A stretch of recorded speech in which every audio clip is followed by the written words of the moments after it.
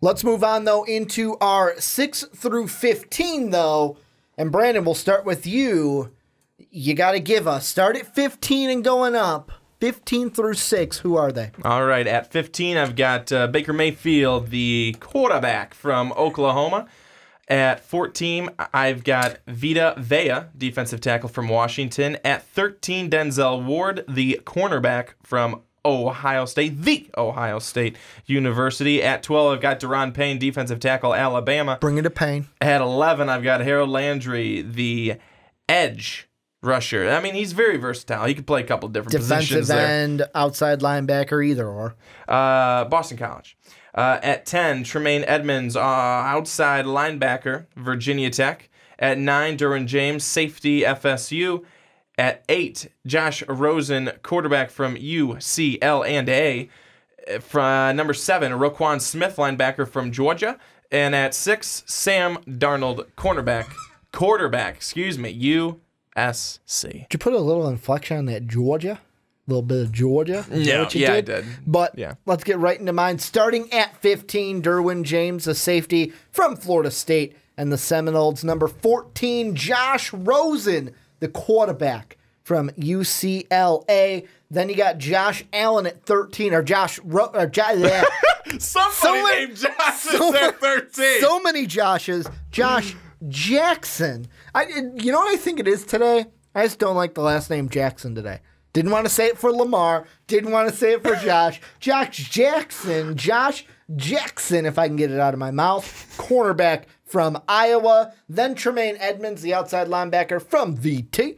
Then at 11, Marcus Davenport, the defensive end from University of Texas San Antonio. Number 10, Vita Vea, defensive tackle from Washington. Number 9, Baker Mayfield, the quarterback from Oklahoma. Number 8, Denzel Ward, the cornerback from the Ohio State University. Number 7, Sam Darnold, the quarterback, going to say it like that yet again, from UCLA. And then number 6, Minkah Fitzpatrick, Fitzy, the defensive back from Roll Tide, Alabama, and the Crimson Tide. But Brandon, before we get into it, I don't know what it is today. I think it's the last name Jackson. My mouth doesn't want to say the last name Jackson. Lamar, I was calling him Miller. I mean, I also called Sean Anderson Sean Miller, and then Josh Jackson, I wanted to call him Sean Miller. I hope Josh not. I hope there's not Josh a big Allen. investigation into our Sean. No, not like that. But the guy I want to start with is a Josh, and he's Josh Rosen. And the thing I want to mention with Josh Rosen is this is a week where we're kind of double dipping into this topic because you and I are going to talk about it here on the big board. And on the onside kick this week, Mark and I are going to look into best fit for Josh Rosen at the next level. And at the beginning of that segment, we definitely are going to touch this. So in an interview with Sports Illustrated, Jim Mora, who used to be the head coach of the UCLA Bruins, had this to say basically about his former quarterback. And I quote, "He needs to be challenged intellectually so he doesn't get bored. He's a millennial. He wants to know why. Millennials, once they know why, they're good. Josh has a lot of interests in life. If you can hold his concentration level and focus only on football for a few years, he'll set the world on fire. He has so much ability, and he's a really good kid." And the tweet that Josh Rosen had Monday afternoon after reading the comments was basically, he said, "Why?" Crossed arms emoji, I think it is, hashtag why. Here's what I want to ask you. The millennial comment, that doesn't bother me because even like Teddy Bruschi said today on NFL Live, of course it's like that. You have more millennials now. That's why meetings for teams are shorter because it's odd after a few minutes you get people on their phones and you lose the distraction. The thing that doesn't sit well with me, and maybe I'm an old curmudgeon here when I say this, the way Jim Mora phrased it of when he said, if you can hold his concentration level and focus only on football for a few years, if I'm a scout, if I'm a GM, red flag. I just tape it as a red flag. If I have to tell you and have to make you want to focus on football, you're not the guy for me. You got to love it to be here, especially if you're my quarterback. What do you think of these comments from Mora about Josh Rosen? Well, I think they're really interesting comments, and they come at a really interesting time here in April. I mean, less than a month before the draft coming up here, and I don't think Jim Mora misspoke in any sense. I mean, I know that he then goes on NFL Network and clears up what exactly he meant and what he was saying, and didn't have to. No. He said what he meant. He said what he meant, that Josh Rosen can be easily distracted, and football isn't necessarily his number one love and passion. And now, did he say that? No, he didn't. But I'm expanding and unpacking it. That's what I'm saying. And that's what we do here. And also, this goes back to an article that I read probably about a month ago. It may have been actually, when was our last big board? Was that a month ago? It was. So about a month ago then. And it was an SI article. And it talked about how was Josh Rosen as, I guess, sold on football because his upbringing was he came from a good family that had money. The Johnny Manziel criticism. And I'm not saying that it's a bad thing to come from a family that has money and that puts you in a good place and everything like that. But how many times have we seen players that are coming from broken homes and stuff like that? Football is their life. Because it's their ticket. Well, it's not just that it's their ticket, but it's all they know. Like, how could they not play football? Because that's what they grew up with. That's what saved them. Football saved them. And that is a passion right there. Josh Rosen doesn't have that story. He didn't go along that path. He doesn't need to go along that path because many others like him also didn't go along that path. But when you have a coach that coached you in college, was alongside you every day, not doing the drills with you, but there while you're doing the drills and everything and having meetings and talking to you one-on-one and having the relationship they had, which apparently was close, it makes you really wonder, is he in it 100%? You know what I just got? Rosen's tweet. He's making fun of it. You want to know why? Yes. It just hit me that it's like, oh, he just said you ask why, and then you're asking why. It's slow. It's like you're slow. I just got it halfway through, but this is the reason why, the exact reason why I've got Baker Mayfield and Sam Darnold ahead of him, though. And it's the reason of kind of what Mora has said before about it, where he cited fit and blue-collar, gritty attitude for why Darnold was a better fit or was better for the Browns than a Josh Rosen. But also, like, you could compare what you were just saying with Josh Rosen to, like, I think it was Jameis Winston, where it's like coming up with nothing, totally different situation than Josh Rosen. Basically, it's I make it in football or I don't make it. Like, I have to do this. Like, it is almost do or die. I either do this or I'm living a life of poverty and I've got to make this work no matter what happens. I even look at Baker Mayfield, and this is why I have Baker ahead of Josh Rosen. Baker Mayfield, just like Josh Rosen, comes from a family to where Baker could quit football and he'll be fine. His family will be there. There are so many people even comparing him to Johnny Manziel because like his family is well off as well. But the thing that I love about Baker Mayfield is the attitude behind him, to where I know that everyone says like, oh, inspirational story, but it fits to his character. Walk on. Didn't just accept that. I'm going to fight. Oh, I'm not going to be the starter here. I'm going to transfer over to Oklahoma. Walk on again, basically. Earn a scholarship. Be the starter. Fight to get that team into the college football playoff. Basically get it to where that whole team and coach love me. And that's the attitude that I would want, that I do want in a quarterback. And Ricky, I don't want someone where it's like, are you going to be invested in this 24, maybe not 24/7, but are you going to be invested in this when the chips are on the table? Like, I want a Tom Brady attitude when it comes to your love for the game. And with Baker Mayfield, and I'm not saying that Josh Rosen was, but with Baker Mayfield, he was not handed anything. No, he wasn't. He worked, like you said, he worked every single time to get the starting job, to get on the team, to do everything like that. He is motivated. He is passionate. He is so fiery, and I love it all. Josh Rosen. He's got that chip. Josh Rosen, though, I haven't seen too many instances where Josh Rosen was fiery and passionate like that. Now you don't have to all be the same. Yeah. But I haven't seen. It would be boring if we were all the same. seen too many clips or images or spots where Rosen was like that. And again, you're all different. We're all different. All the quarterbacks in this draft class are different. But where's that? Where is that? And, Rosen is the, outspoken one, the one who is not afraid to share anything, any thought that he has about anything with politics or this or that or the other thing. And that gets into the news where I'm all for it. I'm outspoken myself. Whether you like it or not, I don't give a damn.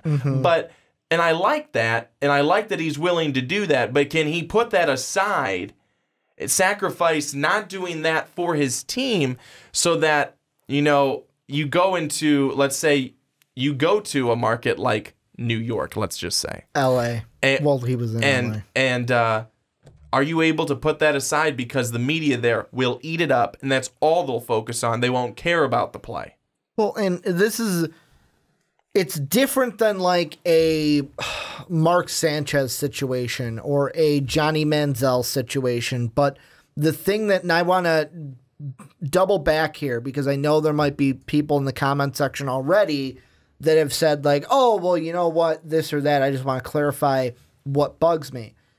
It doesn't bug me that a football player has outside interests. No, like everyone's going to have outside interests. Like we do the podcasts, but we have interests outside of podcasts. Like we have interests outside of sports MVP. And you should have interests outside of sports. And I'm talking about myself now.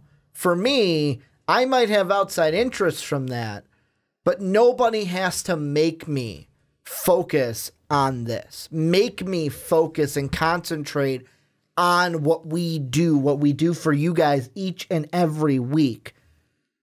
When I hear someone say, and it was just the one line of concentration level and then focus only on football, it shows to me where it's like, are some of those outside interests going to creep in? Is it going to get to the point where, let's say you have a coach that's like, you know what, you don't need to know why. It is like this because I say so. That's what it's like. Is it going to make you go, fuck it, I don't need this, and just quit? Not saying that would happen, but that would be a fear that I might have. And for me, if I'm picking a guy, of course, two different molds, if you gave me the option, pick a guy like Baker Mayfield or pick a guy like Josh Rosen, although in the interview that I saw with Josh Rosen on Rich Eisen, he was very laid back, very chill, seemed like a good kid.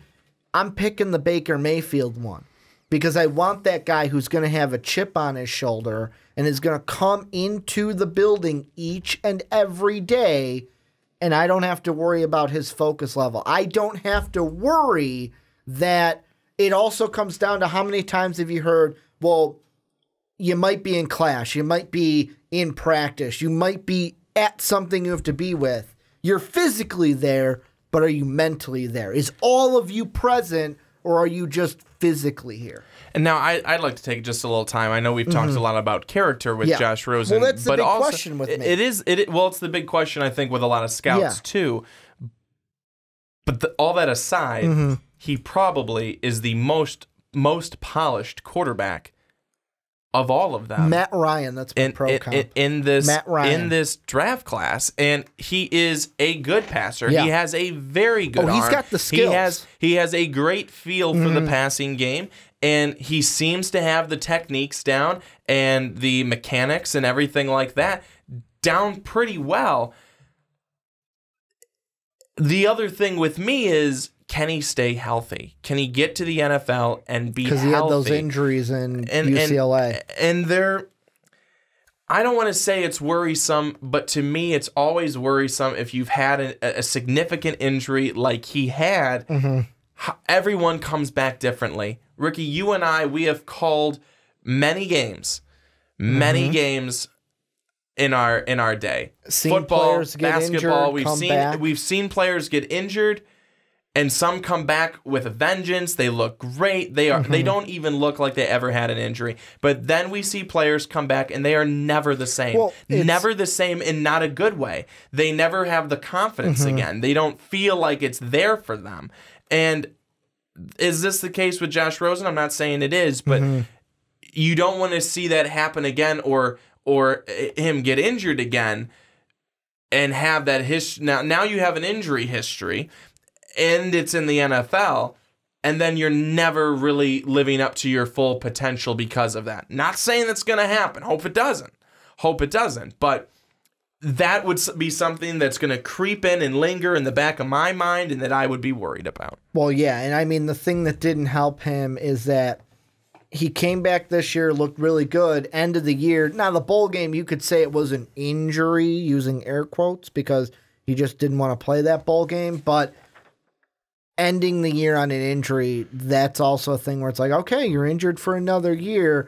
How's that going to play into everything? Let's move on to the other guys we're going to talk about also. Because there were other guys we wanted to talk about, right? The one guy I do want to move on to is Derwin James. And the reason why I want to move on to him is, to me, Derwin James is an interesting one because although I have him at 15 on my big board, the only reason I have him on 15 isn't because of his skill particularly.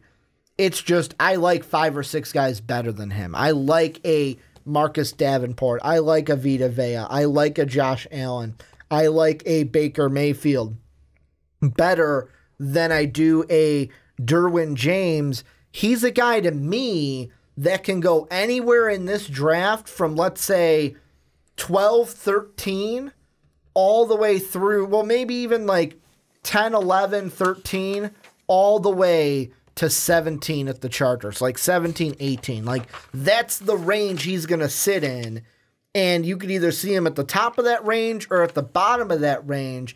And it's not necessarily going to be whether or not he's a good or not player. It's going to be with them is, does he fit on a team? And is someone going to take a stab on a safety so early in the first round? Because he's not a Jalen Ramsey type player, but he's a good safety. Well, he's not necessarily a Jalen Ramsey type player. That's I know Jalen Ramsey. That's probably a 1 in a million. Yeah, because I know Jalen Ramsey playing corner in the NFL, but coming out, he was the guy that was kind of like that corner safety hybrid. That's why I kind of bring up that Jalen Ramsey type of player. But he's a guy that could range in between this middle of the NFL draft. See, I think you're undervaluing him.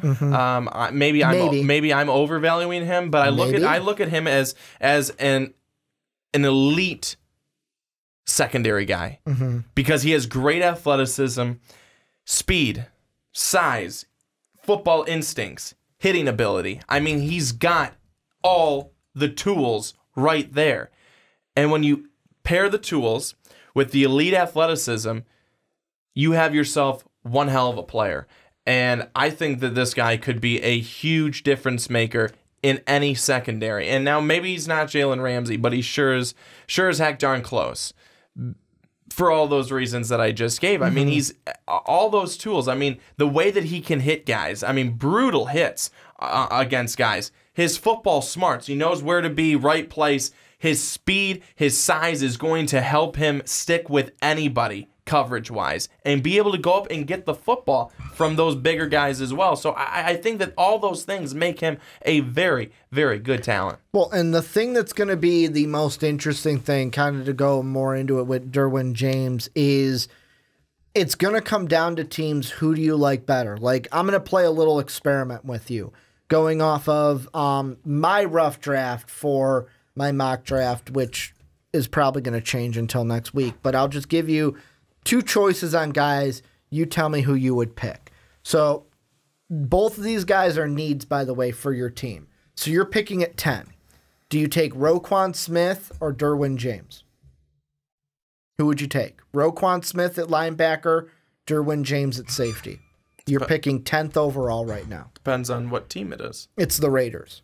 That's who it is. So need a linebacker, but could also go with a safety. Would you take? I'm going with Derwin James. I'm going Derwin James. The Raiders have given up way too many big plays. Their secondary is terrible. I'll say even this. This is going a little higher. What about the Buccaneers? Would you take either? I'll give you a choice of 3 because one of them might not be there, but he could. Would you take? I'm taking Saquon off the table. If Saquon's there, duh, you're taking him. But Minkah Fitzpatrick. Or are you taking Derwin James? Or are you taking Derwin James or Tremaine Edmonds? I'm going with Minkah Fitzpatrick. But what if it's Edmonds versus James? Would you take James over the edge rusher in Tremaine Edmonds for a team? What if it's the Bears? I mean, the Bears don't really need a safety, but you could sit there and go, okay, just take BPA. The thing for me with Derwin James is teams early on in that top 10 are going to be, like for the Raiders example, yeah, we can go with a safety. I really want that linebacker, though, so we're going to take this linebacker who's a good pick here at 10. I get it, but you could be going the other way. Oh, we could be going that linebacker, but we really need help in the safety. And that's why for him, I give this range, and I say from like 10 to 17 because there's just so... Like, for me, the Chargers are the team. That is the team. If he falls to 17... There's no way. The Chargers don't even really need a safety. They could use one.